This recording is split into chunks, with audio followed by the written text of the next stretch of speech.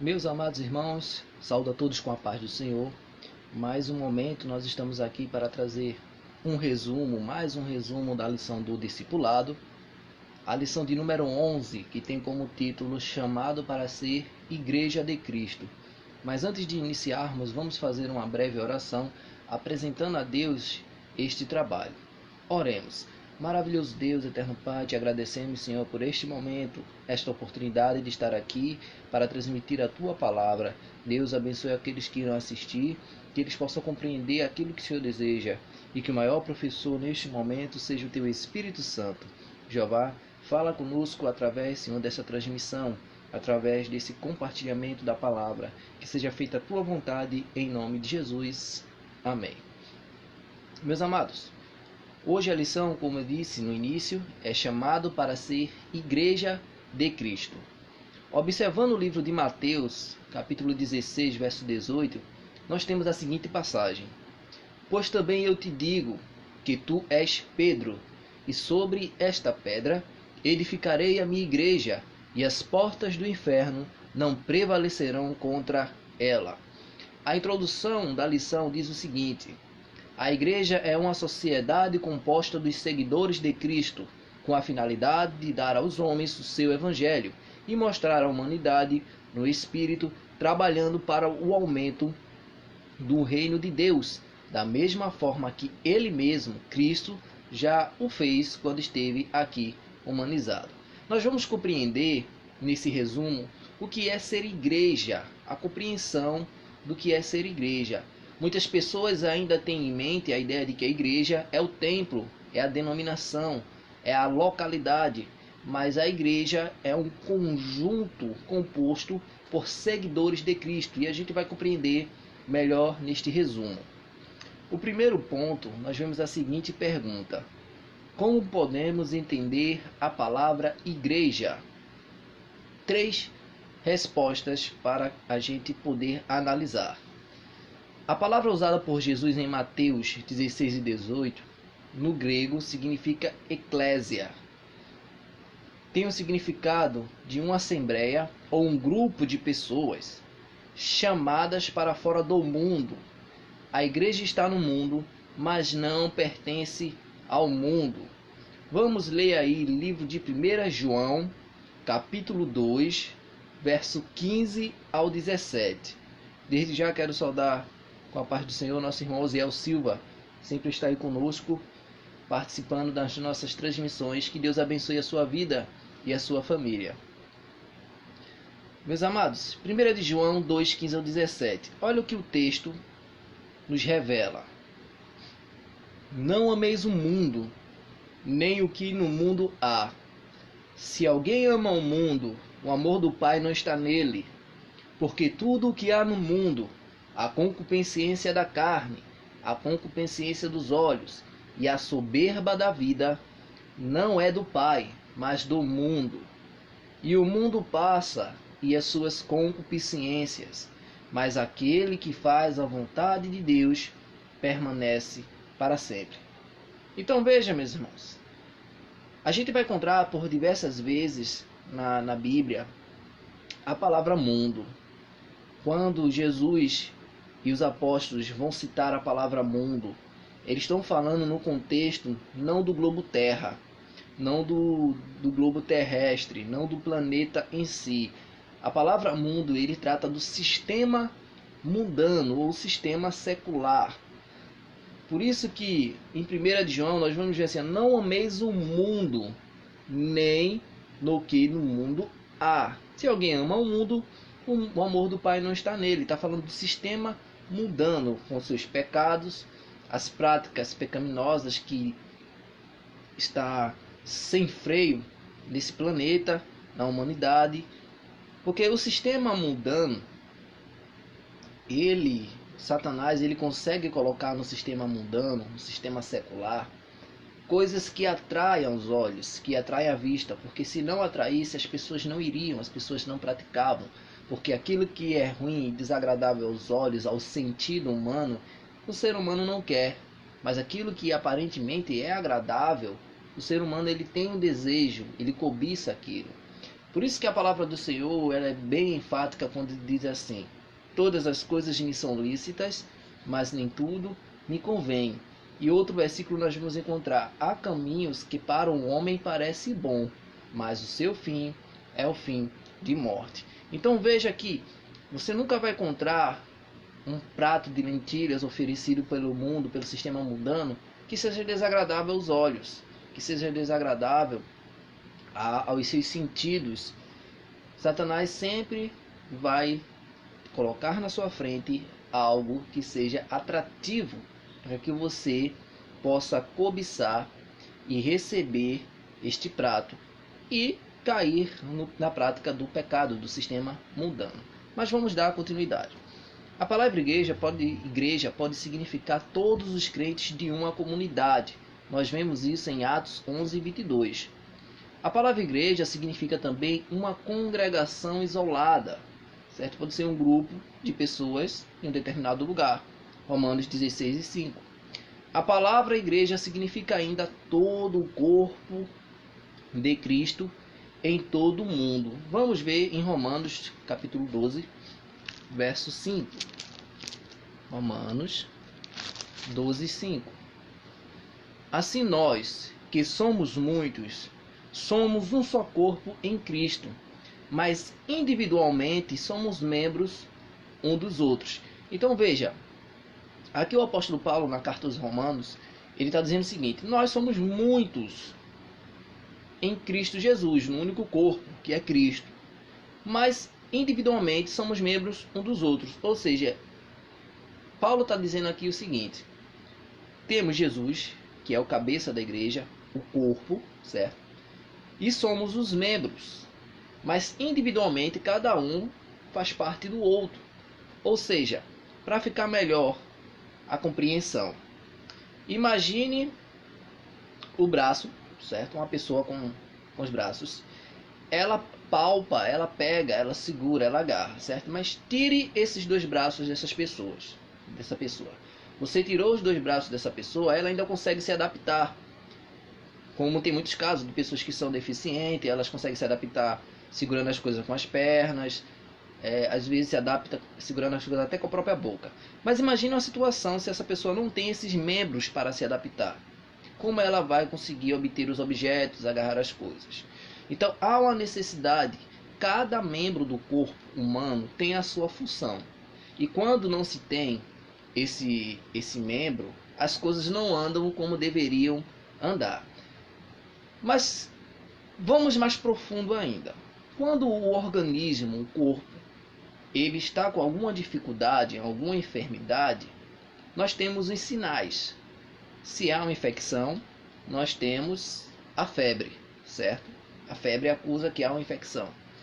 E quando nós temos algum outro problema, sentimos dores, seja de cabeça, seja uma moleza no corpo, uma fraqueza, é um sinal que tem algum problema.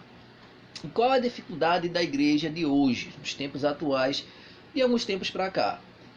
É justamente os sinais do corpo que não está sendo valorizado, não estão sendo creditados. Um exemplo, às vezes, como aqui em Romanos nós vemos que nós somos individualmente membros um dos outros, muitas vezes falta a empatia.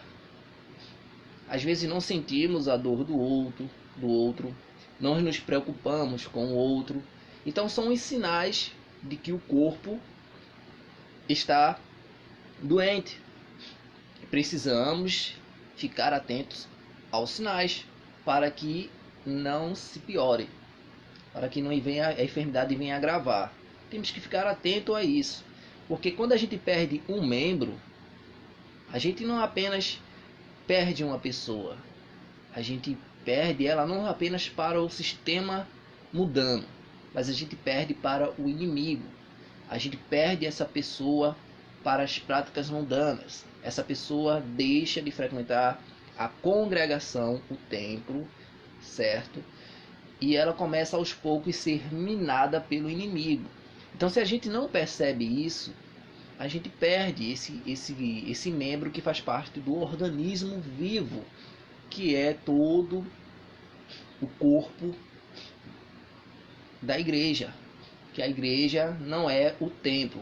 Paulo ele deixa isso enfático, se não faz memória, no livro de Atos, se não me engano, quando ele diz que Deus não habita em templo feito por mãos de homens. Ele ali está trazendo a mensagem para aquelas pessoas daquela localidade, os atenienses, se não me falha a memória, dizendo que Deus não habita em templo feito por mãos de homens. As pessoas acham que por estar dentro de um templo de 4 paredes, elas encontram, só vão encontrar Deus ali. Não é verdade. A partir do momento que você aceita Jesus, o Espírito Santo de Deus passa a habitar em você. Então o próprio Deus está habitando em você. Mas, em contrapartida, não significa que Deus habitando em nós, não significa que é uma ênfase para que a gente deixe de frequentar os templos. Não é isso. Os templos é um lugar a casa de oração, como a gente vai ver na Bíblia. Casa de oração, adoração e comunhão, reunião dos santos, dos salvos. Precisamos ter comunhão com os demais irmãos, porque se a gente for analisar o livro de Hebreus, capítulo 12, verso 14, se não me falha a memória, 12 e 14, temos o seguinte texto: seguir a paz com todos e a santificação, sem a qual ninguém verá o Senhor. Veja que são duas coisas que andam juntas: paz com todos e santificação. Não é paz com todos e a santificação. As duas coisas andam juntas. Então a necessidade de se estar no templo é a comunhão, é porque é a casa de oração, é a reunião dos santos. Não é porque Deus habita em nós que podemos dizer que cultuamos apenas em casa e está tudo bem. Não. Se podemos cultuar em casa, amém. Mas há uma necessidade de se estar nos templos por causa da reunião, a comunhão dos santos. É necessário que se haja e que se tenha entendimento disso. Amém? Mas vamos dar continuidade. O que é necessário fazer para pertencer à igreja do Senhor?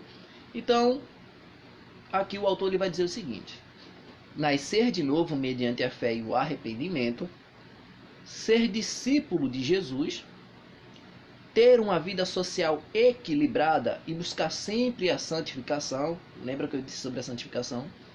Amar a todos, principalmente aos inimigos, perseverar na doutrina, olha, na comunhão e no partir do pão e nas orações. Entende a necessidade de estar reunido num local onde você busca o aprendizado da palavra de Deus, onde você busca a comunhão, as orações, certo? Então essa é a necessidade de se estar reunido no templo, sendo que, lembrando, a igreja é todo aquele que aceitou Jesus. A reunião dos santos é a igreja, certo? Mesmo nessa crise mesmo de pandemia, onde as igrejas estavam fechadas, a igreja continuou a sua obra social, saindo, pregando, entregando alimento para os necessitados, fazendo doações. Então a igreja é tudo isso. Mesmo as 4 paredes estando fechadas, a igreja, por ser um organismo vivo, continuou atuante. Mas vamos ler o livro de João 3:3, para a gente frisar um pouco mais esse tópico. João 3:3. Jesus respondeu e disse-lhe: na verdade te digo, que aquele que não nascer de novo não pode ver o reino de Deus. Essa passagem é bastante conhecida, que é quando Jesus está orientando e instruindo Nicodemos acerca do novo nascimento. Apesar do conhecimento que Nicodemos tinha, certo? Ele não compreendia como era para ser feito, o que era necessário para participar do reino de Deus. E Jesus explica: é necessário que se haja uma renovação, um novo nascimento na mente, no ser interior, no homem interior. O nascimento que Jesus estava falando não era o nascimento físico, era o nascimento espiritual, uma nova consciência, um novo homem. Porque muitas vezes nós aprendemos muitas coisas da secularidade, do sistema mundano, e prendemos o conhecimento espiritual a ponto de que passamos a negar todas as coisas que seja do lado espiritual, porque o nosso conhecimento secular muitas vezes vai nos deixar acreditar que os conhecimentos espirituais sejam mitos, sejam lenda, certo? Vamos querer mais, para se ter o conhecimento espiritual, vamos querer uma prova, às vezes pedindo prova a Deus sobre algo espiritual.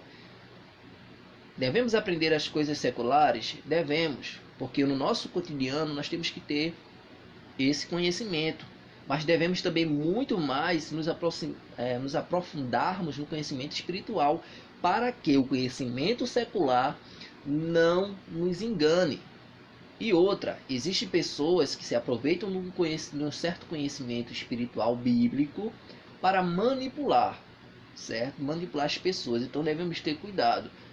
Quando nós nascemos de novo, quando nós temos a renovação do Espírito, devemos, como diz o autor aqui, perseverar na doutrina, sempre aprendendo.